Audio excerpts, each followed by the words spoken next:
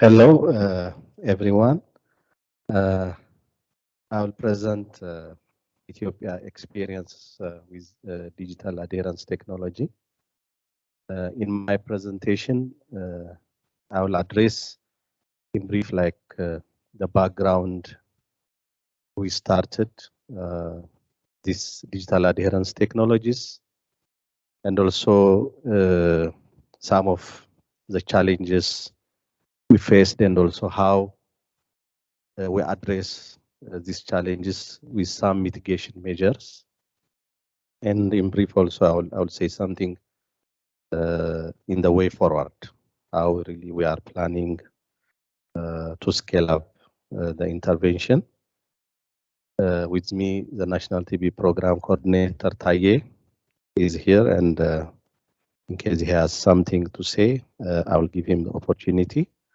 And Job also from NCV Netherlands, he was a technical lead for us, and as a IT person also he will contribute something after my presentation, especially in the challenges. So this is just one slide on the TB epidemiology in Ethiopia. It's like Ethiopia is among the 30 high TB and TB HIV burden countries globally. Until recently, it is also one of MDR high burden country, but it's not anymore in that list in the current report from WHO. TB is one of the top 10 causes of mortality. The TB incidence, based on the 2020 report, which is recently released by WHO, it is 132 per 100,000. And estimated 150,000 incident TB cases in 2020. TB mortality rate is around 17 per 100,000 population, with an estimated 19,000 TB deaths in 2020. The HIV co-infection rate is among TB patients is about 6.5%, the recent one.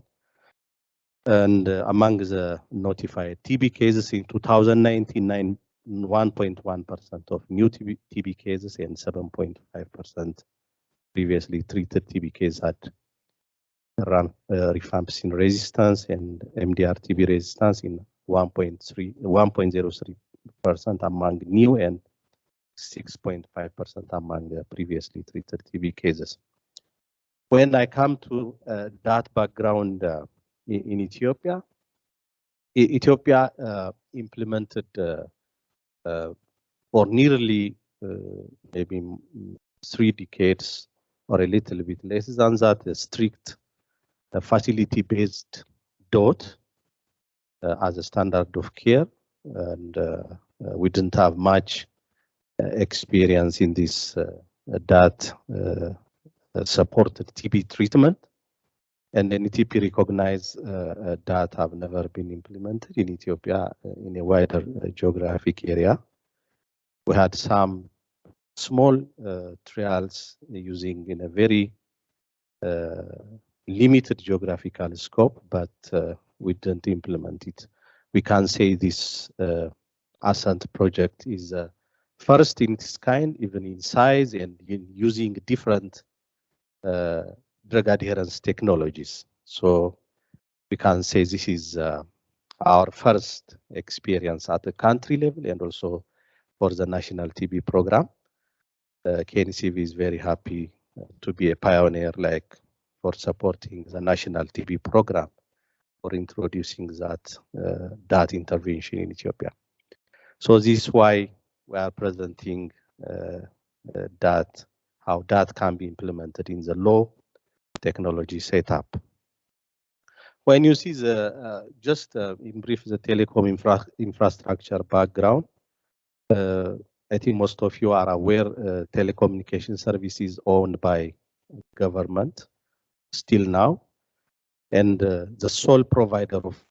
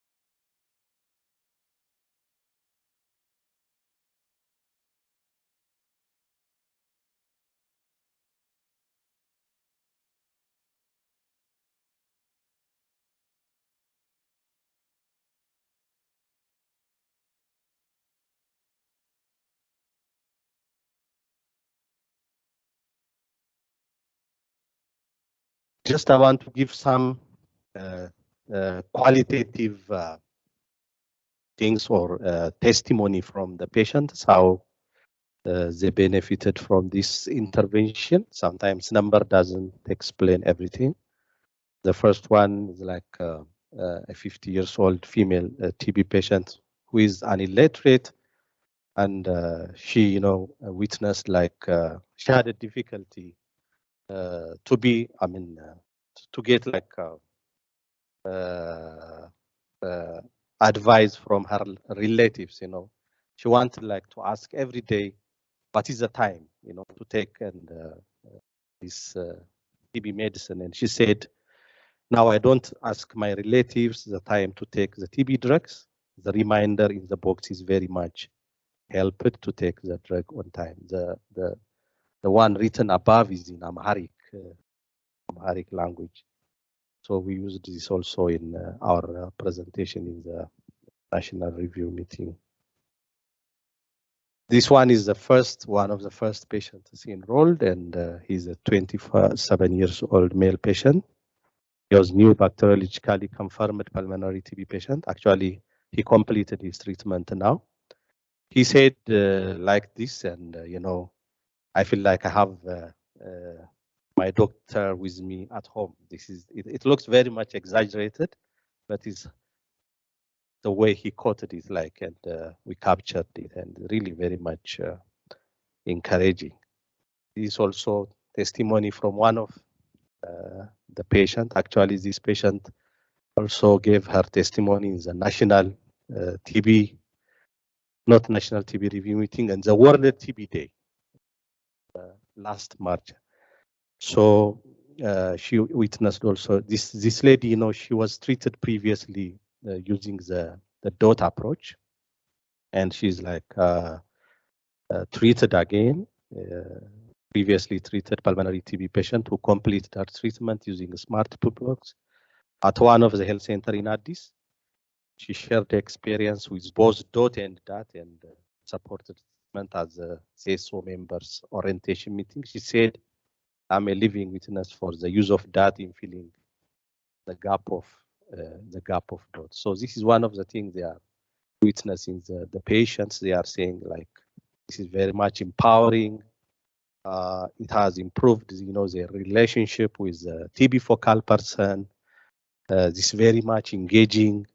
So the testimony we get from the patient is really very much encouraging. So I would say the roadmap to get all those numbers and also testimonies from the patient, the roadmap. I want to show the roadmap in brief. We selected the two DATS technology, as I said earlier, based on the benefits and limitations of each technology. And the important milestones in the roadmaps were we conducted baseline assessment at the beginning. And we got the data from the National TB Program and the two regions which we are implementing the DAT. They gave us, the data. So we selected these 78 facilities based on, the TB caseload they have in 2018. And initially we selected around 18 facilities, and we conducted the baseline, and we tried to verify the information they gave us. And some of the facilities among the list, they didn't have like adequate number of TB patients. So we replaced some of the facilities, because this is also evidence generation project, operational research project, and we have to get, adequate number of TB patients, at least, 30. And we have also inclusion criteria like patients greater than 18 years old, and also pulmonary TB patients strictly. We don't enroll extrapulmonary patients in this operational research. So we had to get like adequate number. Still we have a challenge. Some of the facilities in this project are enrolling very few patients, not even less than 30. So we replaced some of the facility based on the TB case load. We conducted a project launching the presence of National TB Program as a key, like USAID, CDC, WHO. So the project launching was really very much ceremonial, and we involved all partners in the project launching. The other big milestone was the preparation of the working document, really. There was nothing initially, even at the National TB Program. So we developed like standard operating procedures, training manuals, PowerPoint presentations, different like counseling guides as part of like the research project. So that was really time-taking exercise. On top of it, this COVID-19 epidemic came in. It complicated things, and it slowed down some of our implementation. All the supports were remote from the KNCV Netherlands and other ASCENT consortium partners. So it took some time in preparing of these working documents, but with all these challenges, we were able to prepare these manuals and documents with the support from KNCV Netherlands technical team. Introduction of the DAT was also one of time-taking exercise, like configuration of the Everwell platform at the country level, adding the required variables. That was also very much time-taking. We conducted the randomization ceremony. We conducted training, like with that COVID pandemic, we were not able to gather all TB focal persons, but with the support from the National TB Program, we were able like to conduct in a small gathering with the 3 or different rounds. We conducted the training. That was also very much helpful. And we conduct later. We did an installation visit. My time is running. Okay, I'll be fast. And technical support. I'm finishing. A roadmap. We identified the key stakeholders with the medium and high impact of ASCENT project. Like the National TB Program, the donors, the implementing partners like Management Science for Health, research institutes, and civil society organizations. The engagement of the civil society organizations was also very much vital. The implementation of this DAT, in promoting, yeah, that was really very much helpful. Let me skip. We organized. We were able, to promote this DAT in different forums. Let me pass this. Other relevant issue in the roadmap, the opportunities we fetched in the last 3 years are the national strategic plan, the new one, included the drug adherence technology and digital technology in general. This is really very much helpful. That is one of the opportunity. Expansion works, as I said, on network infrastructure and telecommunication service by Ethio Telecom in the last 3 years helped us a lot. There was a significant reduction in the cost of mobile internet, voice call, SMS, and broadband internet in the last 3 years. That is also one of the opportunity. Safaricom Ethiopia PLC is expected to be operational, but still that is the opportunity we are looking forward, to use related to cost. Success and challenges during the implementation. The successes, we have so many successes, but just I listed these 5 successes. First one is implemented that. With all these challenges, we have been able to implement that, both medication label and smart pillbox in selected 52 health facilities. We developed training materials, SOPs, and counseling job aids. Everwell platform is currently available for country use and can be leveraged by NTP and other partners. Evidence generated that can be really shared to NTP and also other implementing partners. Actually, the evidence generation is still ongoing, not finalized. These successes are very vital for future scale-up and sustainability. We had some, actually it's not some, we had many challenges. SMS integration with the DAT platform was one of the challenges. In-country hosting of the platform, there was no reliable hosting company in Ethiopia to host the Everwell DAT application. Below, you'll see the mitigation measures we used. Procurement of a server is under process to host the Everwell Hub Data application in our premises in KNCV data center. At one health facility, automatic adherence for smart pillbox is not working because of a network issue, solved by using Evermade application to synchronize the stored information of the box to the platform. Technology challenges emerged with medication sleeve, replacing it with alternative approach of medication label in consultation with KNCV Netherlands. And configuration of Everwell platform exceeded the expected time. The engagement of our digital technical officer and also Job, the digital health consultant, was very much helpful. They were very much engaged and their support was really very much vital. COVID-19 pandemic, as I said earlier, was also one of the challenge. Just I will mention one example and I'll finish my presentation. During the demonstration of SMS service, there was a long downtime of Ethio Telecom server, which Africa's Talking used as a hosting.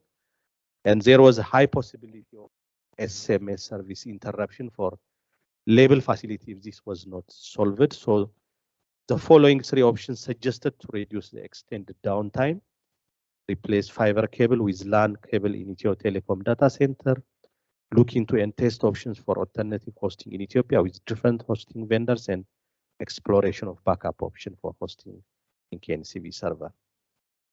So platform integration with Ethio Telecom and Africa's Talking solved by setting up infrastructure at the KNCV data center, SMS gateway directly to Ethio Telecom Africa's Talking platform backup. So this helped a lot. I hope Job will say something on this. Creativity of digital technical officer was very vital for this success. The commitment of other ASCENT team members was also very vital. And we created and shared also ASCENT Telegram channel, which ASCENT facilities use. Thank you very much. I have taken some time, but it was really very challenging to take the experience in the last 3 years. I hope it is very much helpful. I'm happy to address some of the questions you have. Do you want to add something? Okay. Thank you, Gideon. Are there any pressing questions? We are a little bit over time already, so if there are any pressing questions, we can address it now, or otherwise we can wait until after all the country experiences.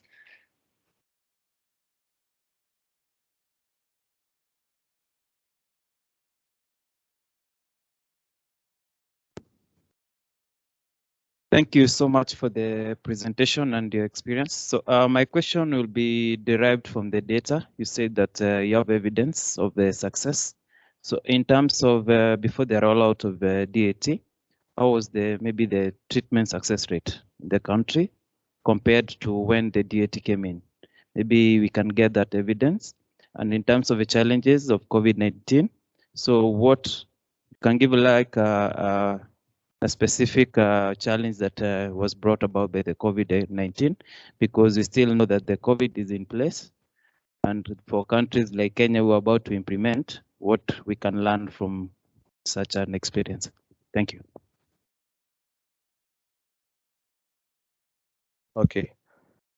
In regard to the treatment success rate, even before the data implementation, the treatment success rate was high, even around 90, 95.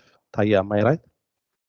So that was also one of the question National TB program and also the regional health bureaus, we call regional health bureaus in Ethiopia, raising what is the additional value this data is bringing to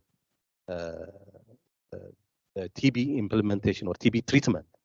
So our response was, yes, we expect the data intervention will improve the treatment outcome, including the treatment completion rate. But this is not the only issue we have with the data.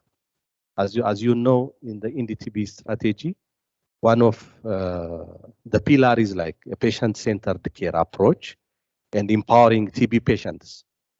And also, we are expected also to reduce catastrophic cost for TB treatment. So this data intervention will significantly reduce cost for TB patients when they are coming to the facilities, and that's the way we are addressing their question. But after like this 1 year of enrollment of TB patients, when you see the outcome is also very good. With all this support, strong support, we are getting a comparable results with treatment success rate.